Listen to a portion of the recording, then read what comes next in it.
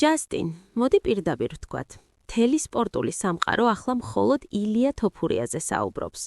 ამ ბიჭმა საოცარი სისწრაფით მოიპოვა პოპულარობა. დაამარცხა ისეთი ლეგენდა, როგორიცაა ალექსანდრე ვოლკანოვსკი და ახლა ის ქამარი უჭირავს, რომელიც შენთვისაც ძალიან მნიშვნელოვანია. დანა უაითმაც კი არნიშნა, რომ თქვენი ბრძოლა გარდაუვალია. მითხარი, როდესაც ილიას საბრძოლო სტილს და მის ქცევას აკვირდები, რას ფიქრობ? ხედავ მასში ნამდვილ საფრთხეს შენი კარიერისთვის და იმ მემკვიდრეობისთვის, რომელსაც წლები ააშენებ, თუ ფიქრობ, რომ ის უბრალოდ კიდევ ერთი ამბიციური ახალგაზრდაა, რომელსაც ჯერ არ გამოუცდია ის ნამდვილი, სასტიკი წნეხი, რომლის შექმნაც მხოლოდ შენ შეგიძლია ოქტაგონში, როცა საქმე ნამდვილ ომზე მიდგება. იცი, ეს ძალიან ღრმა კითხვაა და სიმართლე გითხრა, მასზე ზედაპირული პასუხის გაცემა უბრალოდ შეუძლებელია.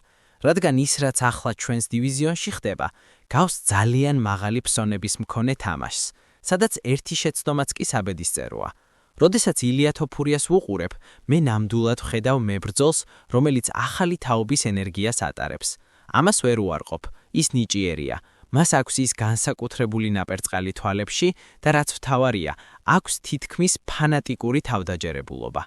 მაგრამ მეგობარო, ჩემი კარიერის განმავლობაში იმდენი ასეთი ფენომენი მინახავს, რომელთა ვარსკვლავიც კაშკაშებდა, მაგრამ მერე ჩემთან შეხვედრისას მალევე ქრებოდა. ისინი ჰგვანან რაკეტებს, რომლებიც კოსმოსში გაჭრას ლამობენ, მაგრამ ჩემნაირ ბეტონის კედელს ეჯახებიან და იქვე ფეთქდებიან.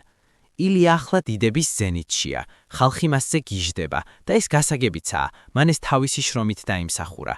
თუმცა ერთი რამ არის გაიმარჯვა მათზე, ვინც უკვე კარიერის მიწურულსაა და სულ სხვა შეხვიდე გალიაში ადამიანთან, რომელიც მზად არის იქ სიცოცხლე დატაოს, ოღონდ შენ დაგამარცხოს. მე ჩვენ შესაძლო ბრძოლას ვხედავ არა როგორც უბრალოდ სპორტულ ღონისძიებას, არამედ როგორც ორი სრულიად განსხვავებული სამხაროსა და ფილოსოფიის დაჯახებას. ის არის ცივი, ევროპული სკოლის წარმომადგენელი, ძალიან ტექნიკური ბოქსით. მე კი ვარ ის ქაოსი, რომელიც წლების განმავლობაში იხვეწებოდა ტრევორ უიტმანის დარბაზში, სადაც ყოველი წამი გადარჩენისთვის ბრძოლაა. ბევრი ექსპერტი ამბობს, რომ ის ჩემზე სწრაფია, რომ მისი ტექნიკა უფრო დახვეწილია. მისმინე, მე ეს მესმოდა ფიზიევთან ბრძოლის წინაც, ჩენდლერთანაც და პორიესთანაც. ყველა ამბობდა, რომ ისინი ახალი დონე იყვნენ, მაგრამ სად არიან ისინი ახლა? მათ ყველა მიგრძნეს ჩემი დარტყმების სიმძიმე და ის უჰაერობა, რომელიც გეუფლება, როცა ჩემ წინააღმდეგ თხახარ. თოფურიას ჯერ არ უგრძნია ნამდვილი ჯოჯოხეთი. ის მიჩვეულია, რომ ყველაფერი მის გეგმის მიხედვით ხდება. მაგრამ რა მოხდება, როცა მისი გეგმა A პირველივე წუთზე დაიმსხვრევა? რა მოხდება, როცა ის მიხვდება, რომ მისი ყველაზე ძლიერი დარტყმებიც კი ვერ მაჩერებს და პირიქით, უფრო მეტად მამხეცებს?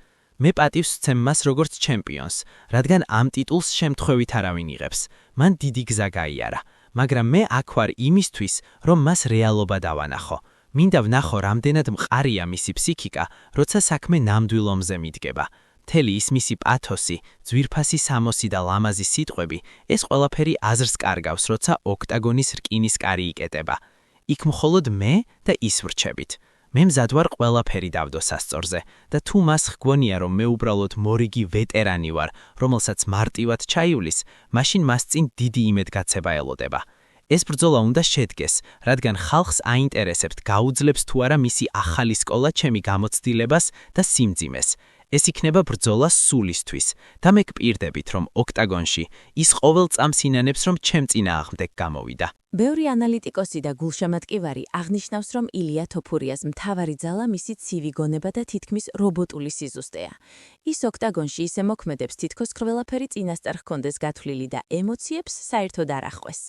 შენ კი, ჯასტინ, ცნობილი ხარ იმით, რომ ბრძოლას ნამდვილ ქაოსად აქცევ, სადაც ტექნიკაზე მეტად ხასიათი და გამძლეობა წყვეტს ყველაფერს. როგორ ფიქრობ, შეძლებ თუ არა მის გამოყვანას ამ კომფორტის ზონიდან? ფიქრობ, რომ მისი ფსიქოლოგიური მდგრადობა გაუძლებს იმ საშინელ წნეხს და ტკივილს, რომელსაც შენ ყოველ წამს აყენებ მეტოქეს? და საერთოდ, რას ნიშნავს შენთვის ამ ბრძოლაში გამარჯვება შენი კარიერის ამ ეტაპზე? მისმინე, ყველას აქვს გეგმა და ყველა ცივსისხლიანია მანამ სანამ სახეში მძიმე დარტყმა არ მოხდებათ. ეს არის ძველი, მაგრამ ყველაზე მართალი კანონი ამ სპორტში.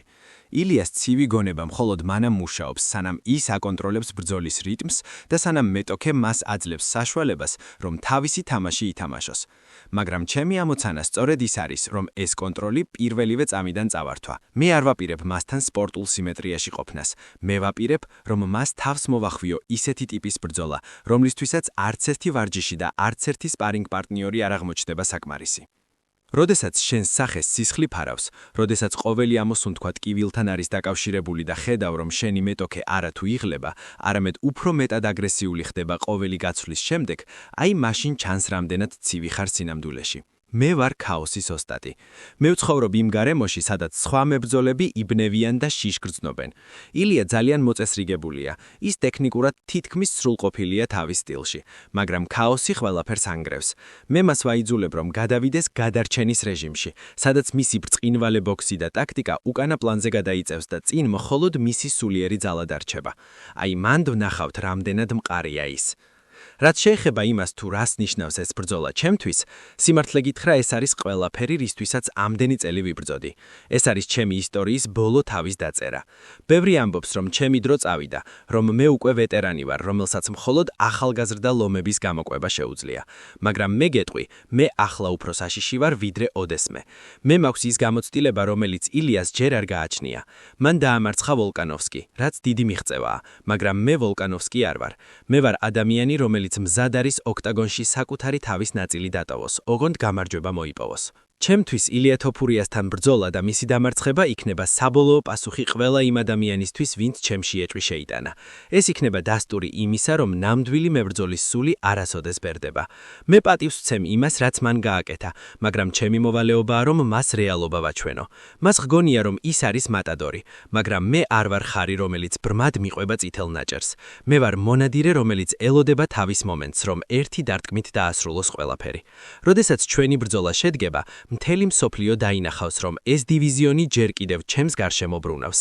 მე ვაპირებ, რომ დავიბრუნო ის, რაც მეკუთვნის, და ილია თოფურია იქნება მხოლოდ მორიგი ნახელი ჩემს გრძელ სიაში, ვინც ცადა ჩემი გატყევა და ვერ შეძლო. ეს იქნება არა მხოლოდ ბრძოლა, არამედ ჩემი მემკვიდრეობის ბეჭედი, რომელიც სამუდამოდ დარჩება UFC-ს ისტორიაში.